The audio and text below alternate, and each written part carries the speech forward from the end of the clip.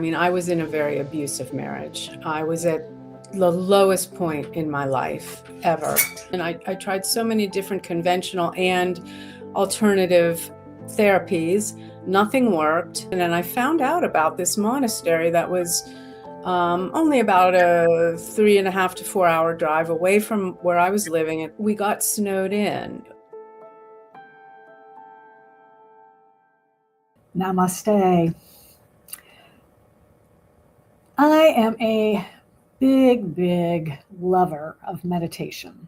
And I really do believe it is a really powerful tool to use, especially when you want to design your life your way.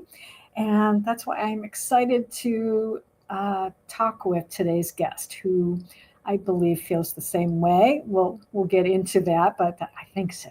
My hunch is that. So her name is Laurie Jacobson, and she is a writer and on and off meditator. So I am going to ask her about that. But that's what her bio said.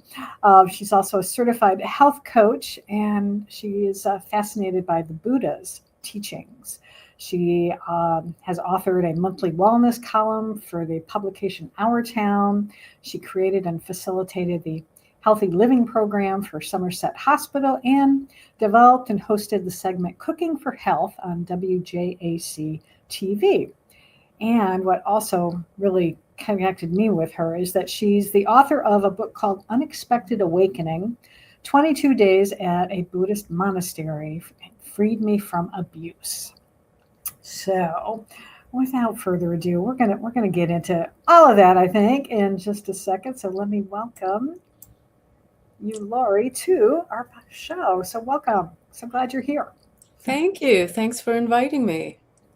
Well, I think I want to jump right in, focusing in on our audience, and then we'll kind of back in and get into a little bit more of your story. But your answer might even fall into this. So what I wanted to ask you is, what do you think is the biggest hurdle that women over 50 face when it comes to living life on their terms? Wow. I think the biggest hurdle is embracing your age, for one thing. Now we're entering a new chapter of our lives.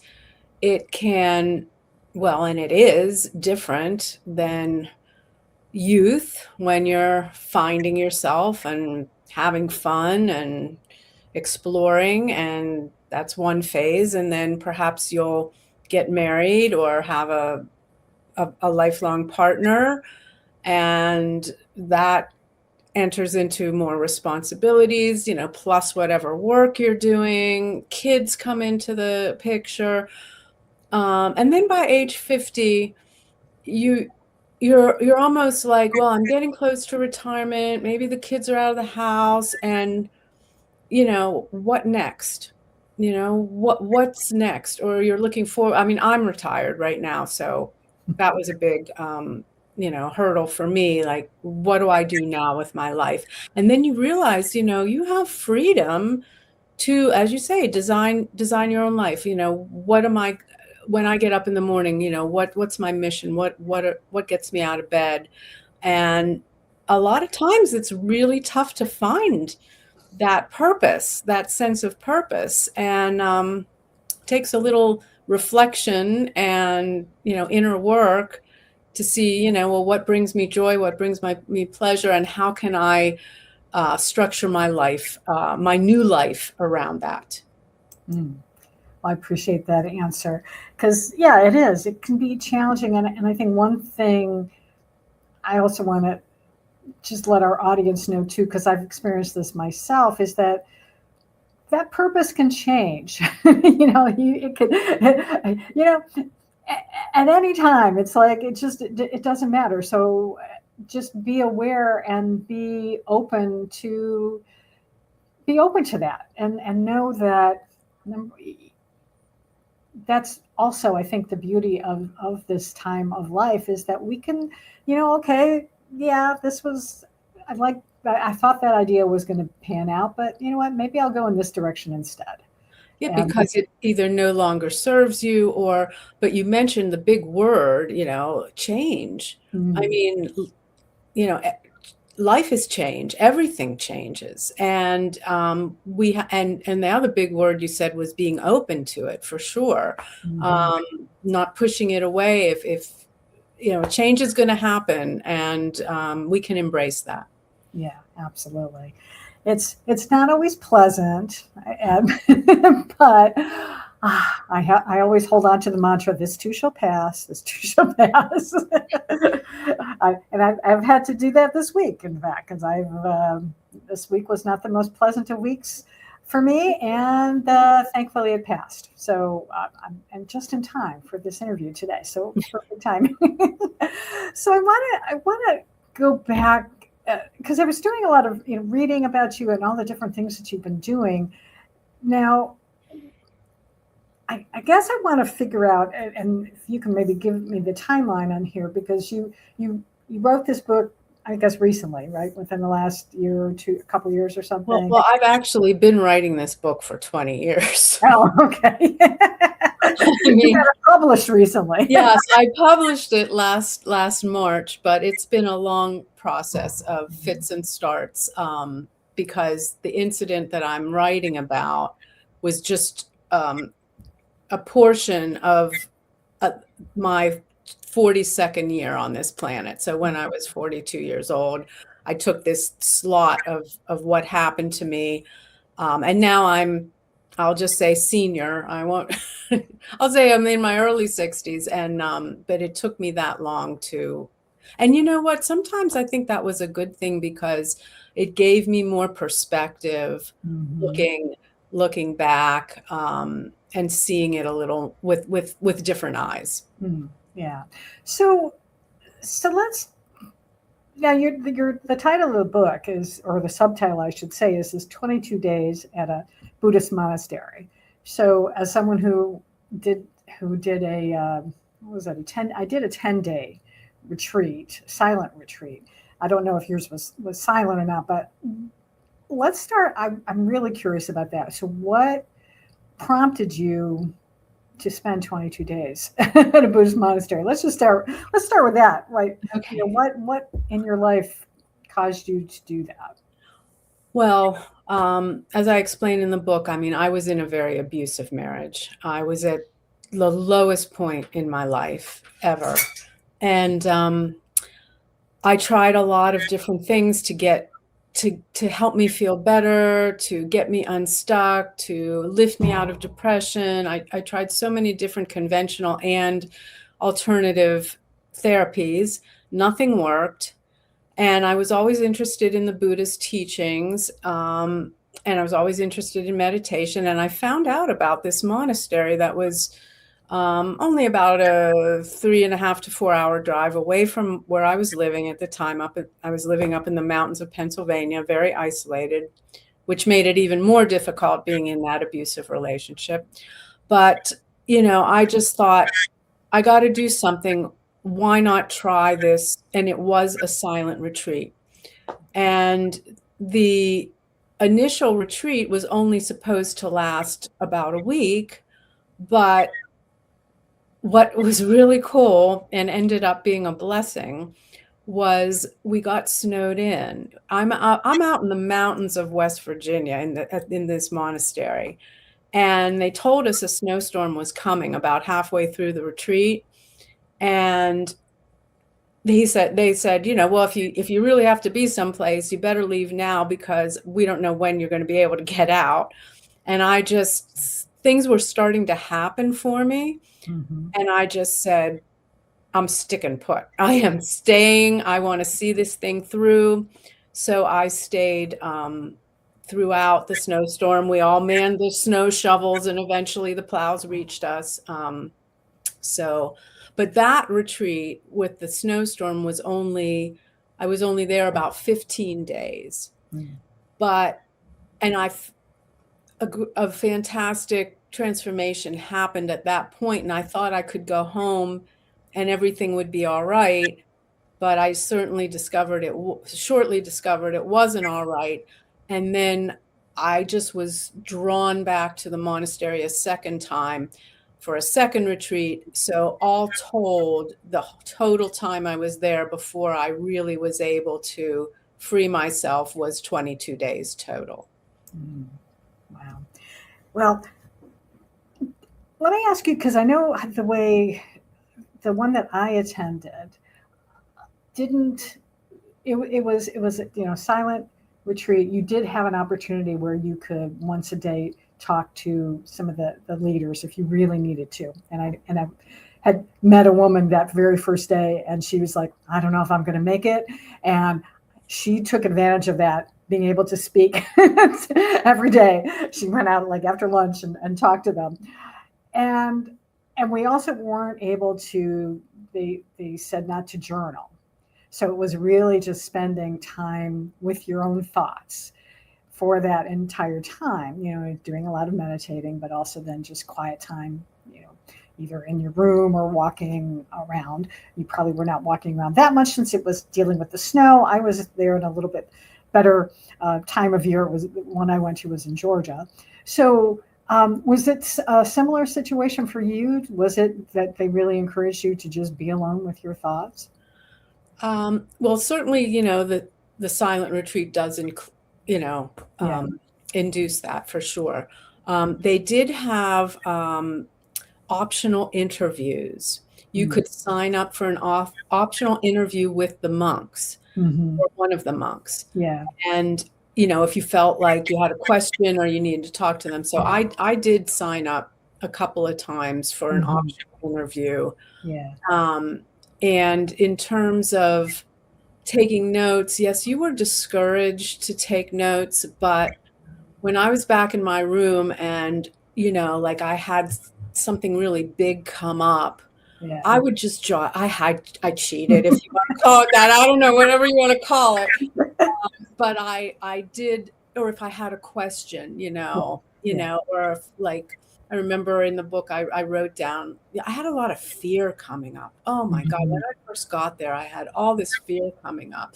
So I might have written down like fear in big letters with a question mark, or when the monks gave a talk every evening. So if something came up in their talk that resonated with me, I might jot that down. Yeah. It was just sort of bullet points just for my own, my own self-improvement or understanding. So I did that.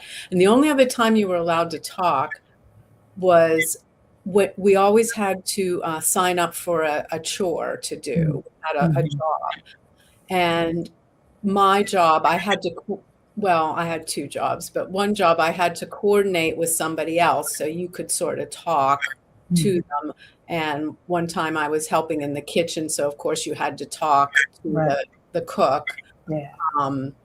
But that sort of broke down the longer I was there. I mean, the second time. Exactly. Time was very different than the first time. The first time was like hardly any talking at all. Yeah, I know. I'm one of these people that was like, I'm not as bad now, but I think I've just always been like, really stickler. Oh, who am I kidding? I'm still a stickler for the rules. And so I was like, so if I wanted to write something, I would be like, just like telling myself, okay, remember this when you get home. Okay. Remember this when you get home, because this was important. And I think that did help me out, but I could have, probably skirted by them. They weren't going to throw you out if they found Yeah, I'm sure they wouldn't have. So, but oh well. So what was there anything that, because you mentioned that fear was coming up for you, was there anything like at the end of this, especially because you mentioned that you even, not counting the snowstorm, that you wound up coming back again. So what was it about this experience that really kind of spoke to you? Well, these things just started happening to me, and I couldn't explain them. And they were very deeply profound, either insights, or I also had visions. And I knew they meant something, and and at one point it was just I it was just so blissful.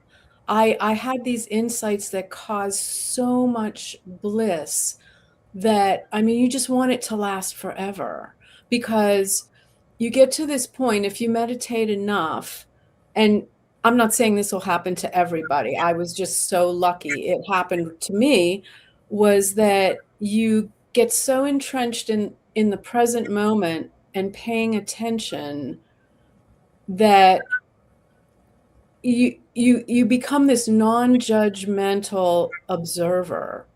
And it's so freeing and so wonderful, because you're just watching things happen, but you're not attaching any judgment to them. So, like, it's just this wonderful you're almost freed from your own ego or your own self story, in a sense. And that was something that you want to hold on to. And of course, the Buddha says you shouldn't be grasping at anything, but you do want to hold on to it. Just like, when you go home, you're in this beautiful, blissful place of clarity and tranquility.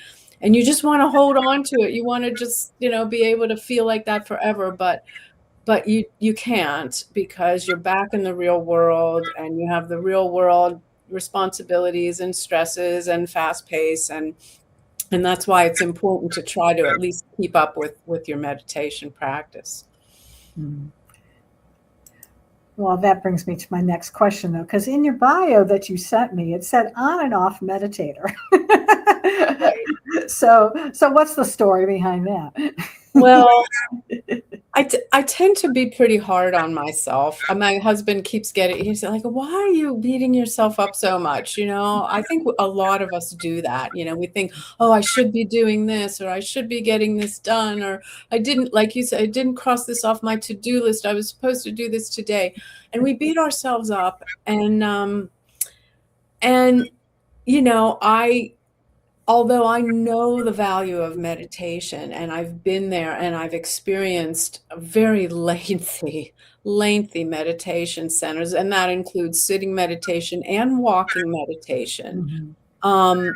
Like, anything less than that, I tend to get on my case that I'm not doing it, or Mm. even if I don't do it on a regular basis, I can't claim that I am a meditator, because to me, a meditator, it's like you get up every morning and you meditate every day, and, nothing stops you. And I can't say that I'm there. I'm not. But I am so pulled to it, especially during times when that little internal voice tells you you need to sit and be quiet and watch your breath. And that's really meditation in a nutshell. Sit, be quiet, and watch your breath. And Yeah, it's like people make it to be so much more complicated than that, but that's how you can look at it to perhaps get you into a routine. absolutely. Yeah, and I like to say is that for me, because I've been meditating since 2009, and I've gone through lots of different ways to meditate.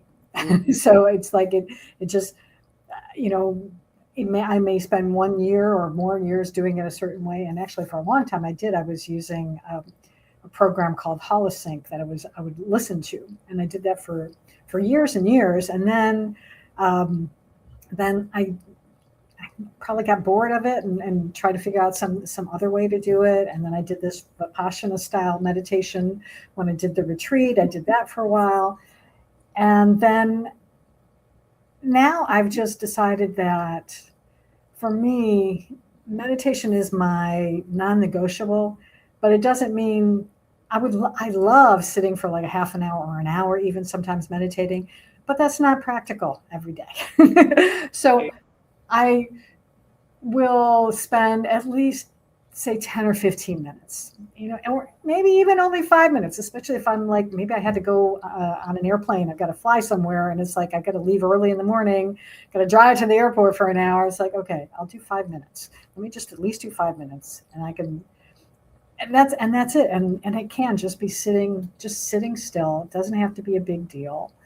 And I love that you mentioned walking meditation too, because that is a lovely way to be able to just be still, be quiet with your thoughts and be out in nature, which is also wonderful. Yes, and it's we actually practiced it in the meditation hall, and it's a great way to just practice present moment awareness too, Mhm. Yeah. because if you really focus on, lifting your leg, placing your heel down, placing your toe down, shifting your weight very slowly. Um, Mm. I I had an experience, and I put this in the book, where while I was doing this walking meditation, all of a sudden, I had no sense of time. Time just disappeared. It could have been 6 o'clock in the morning, 11 o'clock at night, summer, winter, fall. I had no idea. And it was the most wonderful, pleasant feeling in the world to not even know, what time it was or what season it was. And because I was just so involved in the movements of my body that everything else disappeared. And that was really cool.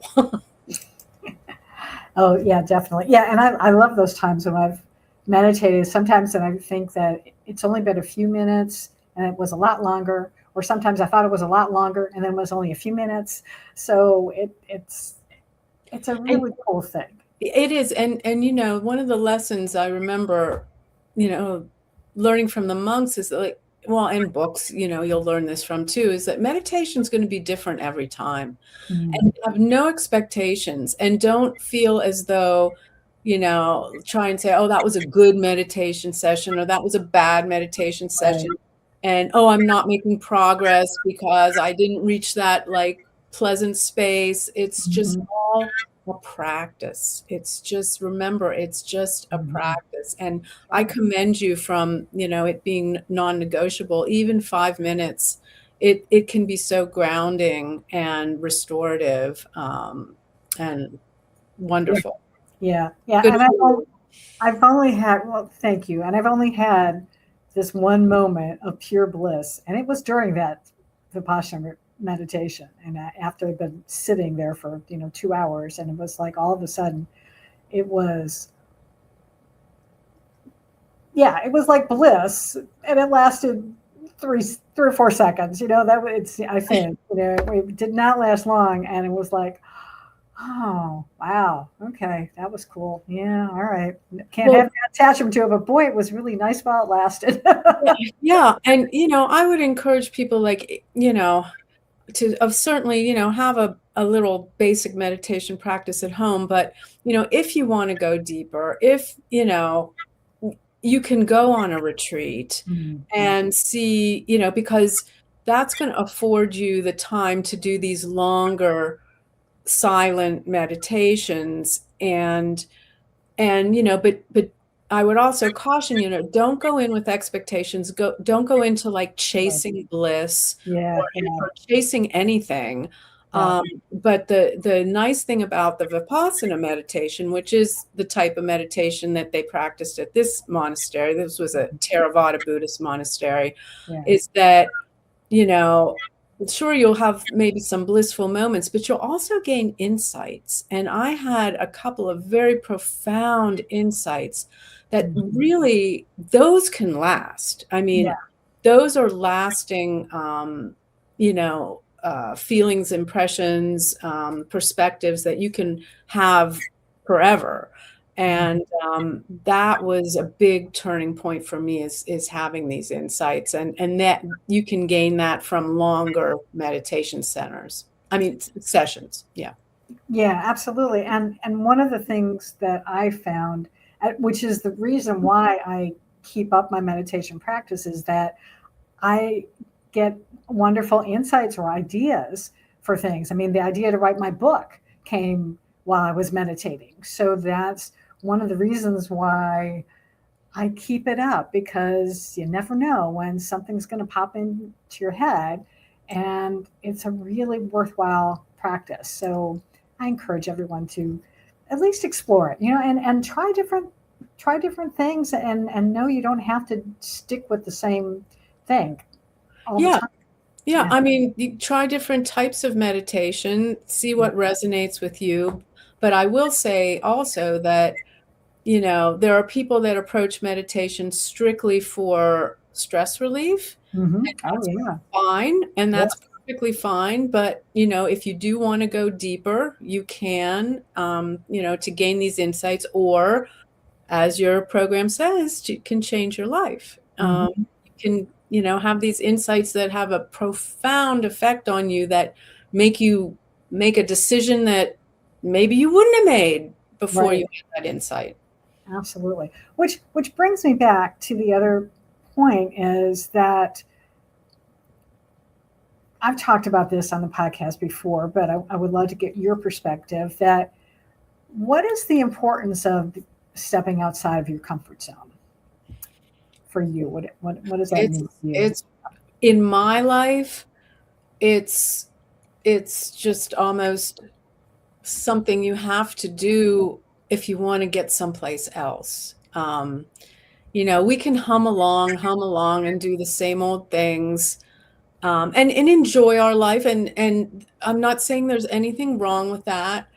But if you're struggling, or if you're uncomfortable, or if you're seeking something more, it usually involves, or if you're trying to just follow your heart, it usually involves stepping outside your comfort zone to get to a place you haven't been before. And, it can be scary, and it can be frightening. I mean, it certainly was for me. I don't know,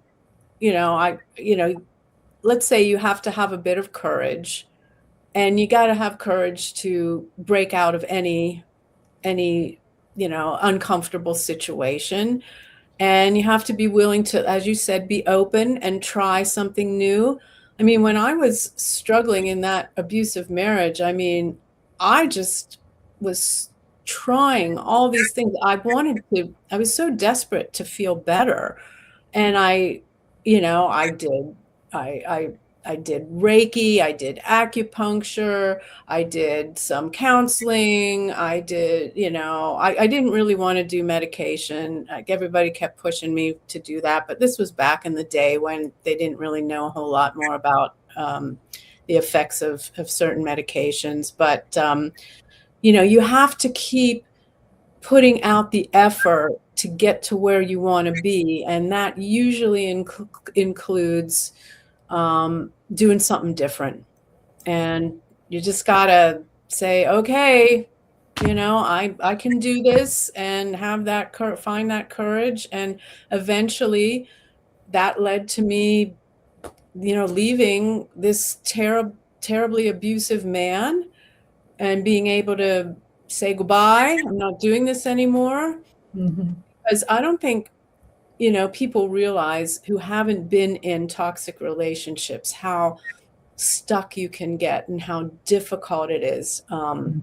to extricate yourself from that situation. I know that's a whole nother topic. We don't have to get into that, but um, I just want to mention that when I talk to other women, and I mention that I was in a toxic relationship, 9 out of 10 of them say, I relate to that. I've experienced that as well. Hmm. It's really sad, sad fact.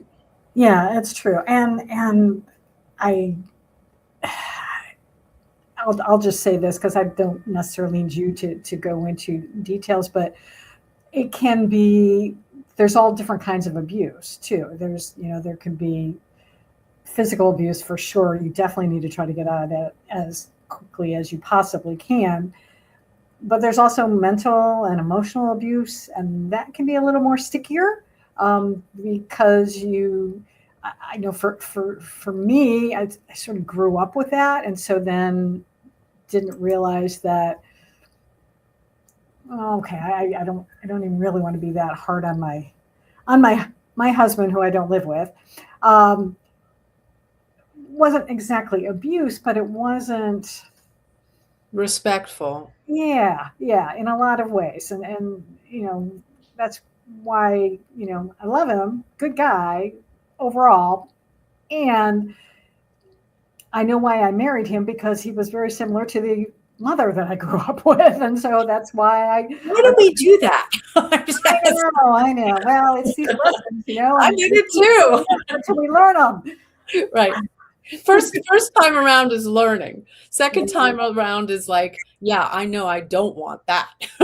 Yeah. So was there? I know for me, there came a point where, and I had a coach tell me, she's like, you will know. There will come a time when you know it's time to make a change. Was there something like that similar for you, where you're like, okay, this is it?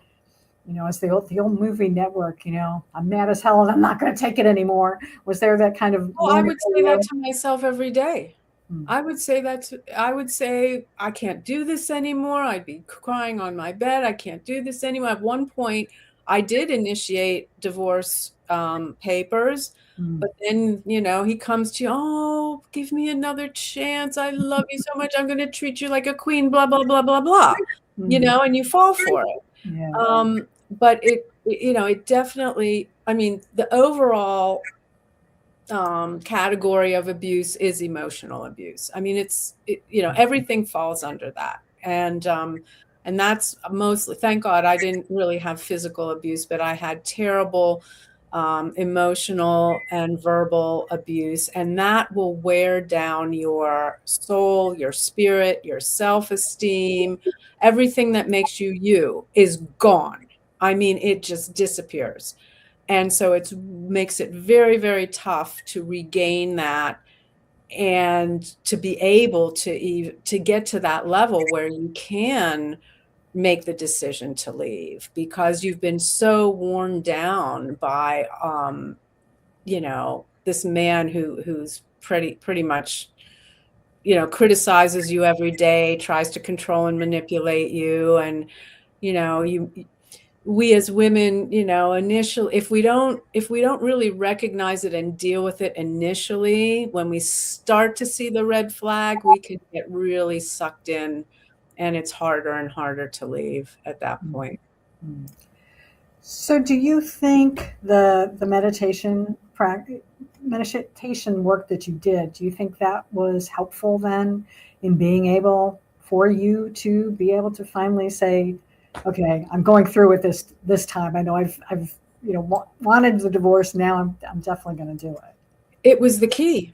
It Mm. was the key that unlocked the prison doors, what I say in the book. And but what it did, it was through everything I gained from the meditation. It wasn't actually, it's so funny, I just never realized this until now, but it wasn't the meditation itself. Mhm. It was what the meditation did for me. Mm. And that was open my heart, filled it with loving kindness and compassion, Mhm. gave me insights into the nature of impermanence, Mm. which was instrumental in me being able to let go of this. And I do explain it better in the book, but it's everything that meditation gave me that was the catalyst to me being able to go home in this soul and spirit of loving kindness and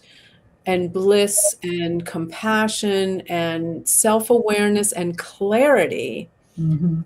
be able to look at him in the eyes, not be triggered by him at all, and say, you poor dear man, I know you're suffering, and you're just going to control over me. And he knew, he could tell he didn't have a control over me. The spell was broken and the jig was up, you know, Yeah. and I drove him to the bus stop a couple days later, and that was that. Mm. And I think what I'm hearing you say, and correct me if I'm wrong, yes, definitely compassion for him, but ultimately compassion for yourself. I think that's really what meditation is great for is, yeah, opening yourself up to learning how to love yourself and to love yourself enough to start taking care of yourself. That absolutely. And when I said compassion, that included self-compassion. And another key, besides that, was forgiveness for Mm-hmm. me. Yeah. I was finally able to forgive myself for Mm-hmm. putting up with all of that. Yeah. And, it's like when that was a big part of the retreat too, was they talked a lot about forgiveness and, forgiving others, but also forgiving yourself. It always comes back, to Yeah. yourself. And that was very helpful as well. Yeah. Absolutely. And yeah, well, this is what I take away from it, and people ask, oh, well, if you had your life to live over again, would you, do the same things? And it's like, sure, there's probably some things I changed, but at the same time, it's like, well, no, I mean, it was painful to go through some of these things, but they did allow me to survive to where I am now, allowed me to write a book, allowed you to write a book, and hopefully that your book is inspiring others who, That's my greatest wish. That is my greatest wish, is in writing this book, is to support and inspire others, to let them know, the wonderful benefits of meditation, and that there is a way out of suffering, whether it's in a toxic relationship or anything else. yeah. And in terms of like going through painful times, I mean, it almost is integral to your growth, Mm-hmm. because you're going to learn something. Hopefully it'll make you a stronger, better person. Mm-hmm.